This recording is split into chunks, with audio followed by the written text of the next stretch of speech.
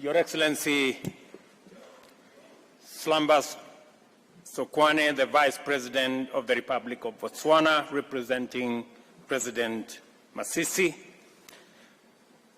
Your Excellency Roman Mayor Falcon, the President of the UN Habitat Assembly,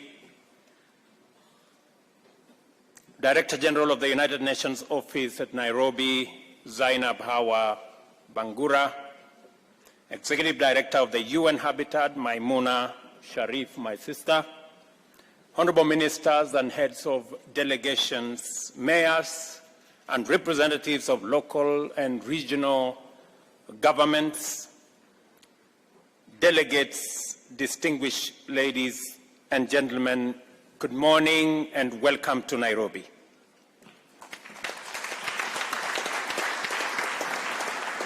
On behalf of the people and government of Kenya and on my own behalf, I am truly delighted to have the honor to welcoming you to this warm and beautiful land in Kenya and to our capital city of Nairobi, the globally famous green city in the sun. I hope you have already experienced our people's legendary hospitality and that you will find some time to explore and enjoy the attractions which have earned us the name Magical Kenya. Maybe at this point it is important for me to tell you maybe three things that are important for your stay in Nairobi. Number one, this is the city, the only one in the world, with a closed canopy forest on one side, the side where we are. This is also the only city in the world that has a national park in the city with wild animals, elephants and rhinos and lions and cheetahs. And just for your information, you may find them in the street sometimes because they break off from the fence of the national park. Please be careful because they are wild. They are not domesticated. And lastly, many of you, at the end of Kenya is the home and the cradle of humankind. This is where the earliest remains of man have been traced. So when you find yourself feeling at home and having a problem going back to Europe and America and the rest of Africa, just know that you are at home. So let me welcome you home. In fact, we are considering removing all requirements of travel and visa because it's not fair for anybody to be asked for visa when they are going home.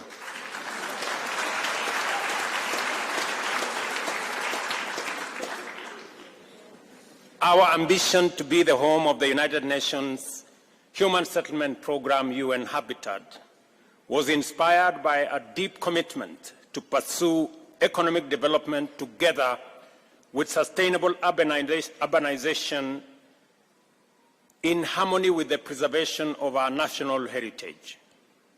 The international community's decision to locate this critical organization here is therefore out of recognition and emphatic endorsement of this commitment. Our experience in balancing the imperatives of industrialization, sustainable urbanization, and ecological responsibility as fundamental components of socio-economic transformation has had its challenges and setbacks. But we are persuaded now, more than ever, that not only is it worthwhile and feasible, but it also enhances the efficiency, safety, beauty, and livability of our cities. Even now, challenges exist with variety and on a scale that is unprecedented. The world is emerging from a devastating pandemic whilst grappling with a relentless economic crisis driven by geopolitical tensions as well as the triple planetary crisis of pollution, loss of biodiversity, and of course, climate change.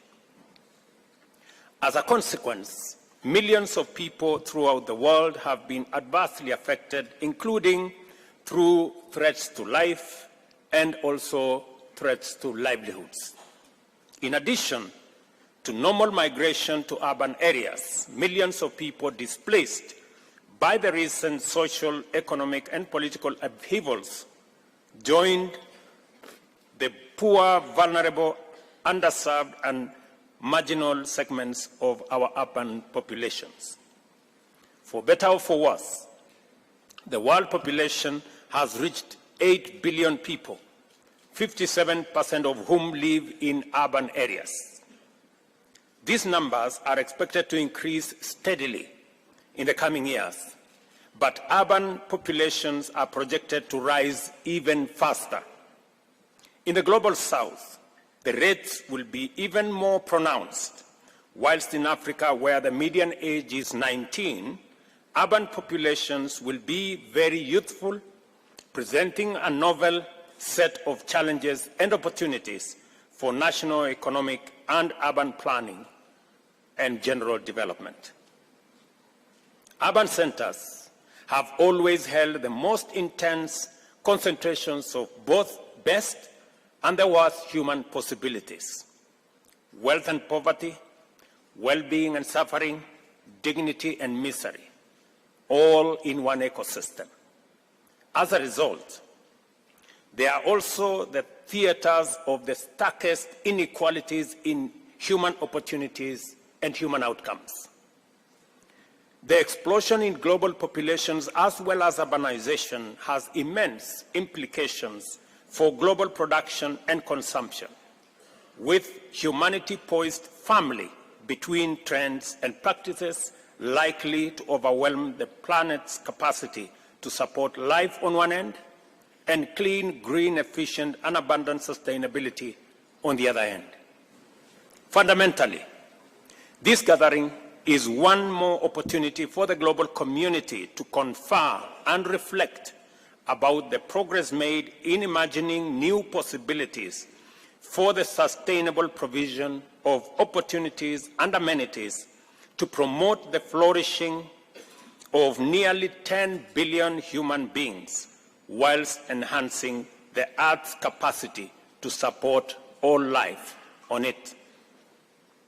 Urbanization is an economy's ultimate test of efficiency, inclusivity, resilience, and sustainability across all goods and services. Huge demands for basic goods is always accompanied by tremendous pressure on energy resources and the environment. The connection between prosperity and ecological sustainability is always strong and direct. How we perform in this test depends on the type and quality of decisions, choices, strategies, and policies that we make and pursue, which in turn reflects the depth of our deliberations and attention to the agenda in forums like this one. Our progress in affirming the fundamental right to decent housing is critical to the achievement of sustainable urbanization in terms of SDG number 11. Recognizing this imperative and realizing that more than half of Kenya's population will live in urban areas by 2050, we have integrated universal housing as a critical pillar of the national bottom-up economic transformation agenda. Into the housing program, we have further mainstreamed sustainable urban practices of green building, green spaces, adoption of low-carbon energy use, including low-carbon transport solutions, as well as urban agriculture and effective waste management. The governor of Nairobi informed me this morning that he made sure that all the delegates were transported on buses that do not use fossil fuels, that all the buses that were used to transport delegates here were using green energy. In addition To these measures under our urban resilience program, we are restoring degraded landscapes and ecosystems through a robust program, which includes increasing Kenya's tree cover from 12% currently to 30% by planting 15 billion trees over the next 10 years. Our capacity to coherently pursue these vital objectives has been significantly bolstered by the government's policy to mainstream sustainable development goals generally, and more pertinently, number 11 on sustainable cities and communities, and number 13 on climate action into national development planning and implementation. A key barrier to our aspiration for sustainable urbanization happens to be the very impediment to efficient, sustainable climate action in the global South and Africa, and that is sufficient and affordable financing.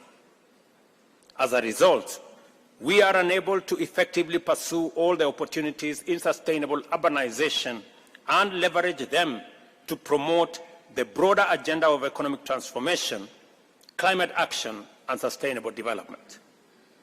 Our discussions must therefore pay due attention to the fact that the prevalent unjustness of the international financial architecture and the discriminatory practices inherent in development financing are iniquitous insofar as they directly and indirectly exacerbate the vulnerability of the majority of humanity. It is time, therefore, to correct this systemic injustice, to enable us effectively mobilize multilateralism to achieve global net zero emissions, avert a climate catastrophe, and achieve sustainable development goals. Let us apply ourselves to these imperatives and ultimately make a stand and take a stand for humanity by way of embracing an effective, sustainable, inclusive, and just vision for the UN habitat. I acknowledge with profound gratitude the progress UN Habitat has made in refining and championing the deployment of effective multilateralism in addressing the challenges of human settlement and promoting sustainable urbanization.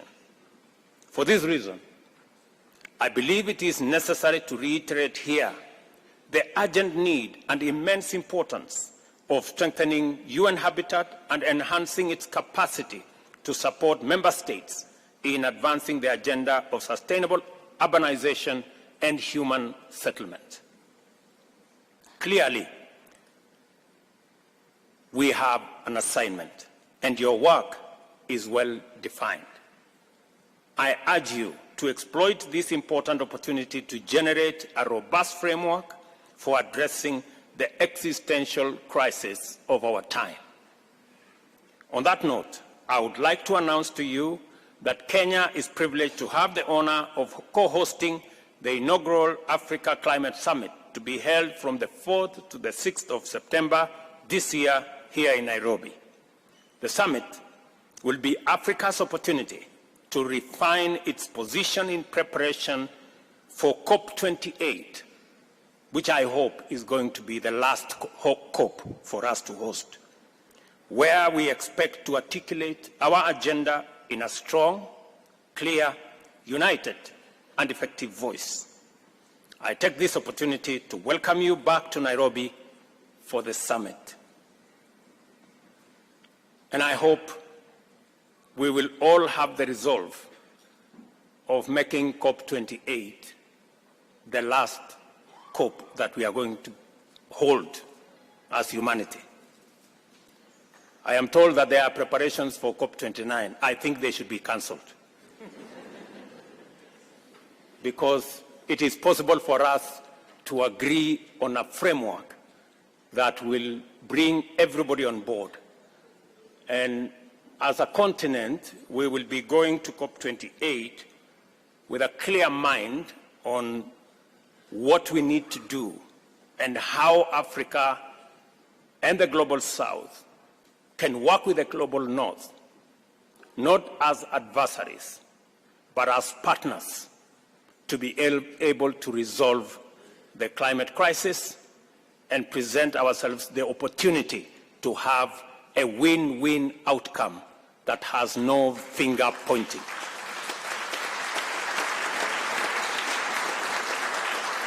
I am a very strong believer that with the right investments, Africa can present the opportunity to decarbonize global manufacturing and industrialization and provide for green growth. This is not an occasion for us to do the usual, North versus South. I think it will be irresponsible of us to continue that conversation. The South is as in danger as is the North on this matter of climate change. None of us is safe. And therefore, we should act in concert, we should act together, and we should seek a win-win outcome. The second session of the UN Habitat Assembly is now officially open, and I thank you.